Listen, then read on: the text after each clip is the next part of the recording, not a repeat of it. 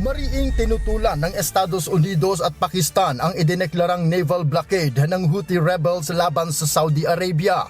Ayon sa dalawang bansa, dahil sa banta ng Houthi, nalalagay sa panganib ang kalayaan sa paglalayag, seguridad sa rehiyon at tuloy-tuloy na pagdaloy ng pandaigdigang kalakalan. Nagbabala ang Houthi sa mga international shipping company na iwasang dumaan sa Bab el-Mandeb Strait, ang mahalagang pasukan patungo sa Red Sea. Ayon sa mga ulat, 6 na sasakyang pandagat ang napilitang magpalit ng ruta matapos makatanggap ng babala mula sa grupo.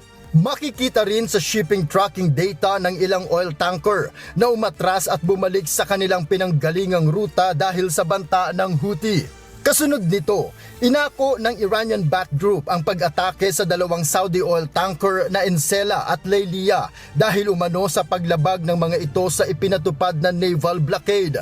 Ayon sa UK Maritime Trade Operations, isang tanker ang tinamaan ng hindi pa natutukoy na projectile at nasunog sa Red Sea. Humigit kumulang 70 nautical mile mula sa Al-Shuqaiq sa Saudi Arabia. Wala namang iniulat na nasawi o nasugatan sa insidente.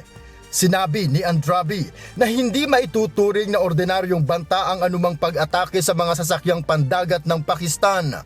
Yeah, let me answer this. I don't think that there is a thin line when it comes to defending our national security and our assets. This is not a thin line, but this is a red line.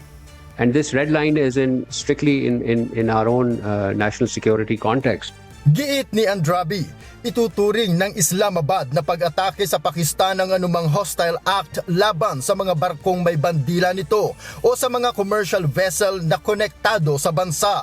That any attack against Pakistani flagged vessels or against our commercial vessels will be treated as an attack against Pakistan and will be swiftly retaliated.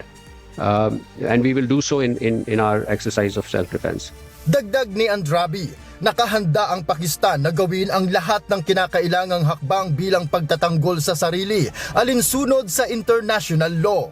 Muli rin niyang pinagtibay ang suporta ng Islamabad sa seguridad, soberanya at territorial integrity ng Saudi Arabia. Sinabi pa ni Andrade na mananatiling tutupad ang Pakistan sa lahat ng bilateral at mutual defense agreements nito sa Riyadh. Noong nakaraang taon, lumagda ang Pakistan at Saudi Arabia sa isang strategic mutual defense agreement na itinuturing ang pag-atake sa isa bilang pag-atake rin sa kanilang bansa.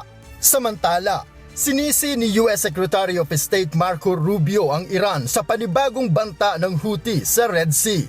Ayon kay Rubio, bagamat may sariling pamunuan ng Houthi, malaki ang impluwensya at suportang militar na natatanggap nito mula sa Tehran. Yeah, look, I hope that they'll stop. They shouldn't really do that. They got suckered into this by the Iranians. You know, the Houthis largely were smart and stayed out of all this throughout the conflict. But they now apparently have gotten themselves suckered into this, going after Saudi Arabia and their ships. And Sinabi ni Rubio na mahigpit na minomonitor ng Washington ang sitwasyon at ilang beses na ring nakipag-ugnayan sa Saudi Arabia tungkol sa banta. Giit pa niya, hindi na bago ang ganitong aksyon ng Houthi dahil matagal nang nanganganib ang mga commercial vessel sa mga pag-atake ng grupo. Una na ring nagbanta si US President Donald Trump sa Houthi kung hindi ito titigil sa pag-atake sa mga barko sa Red Sea. Noel Poliarco, humahataw sa balita ngayon.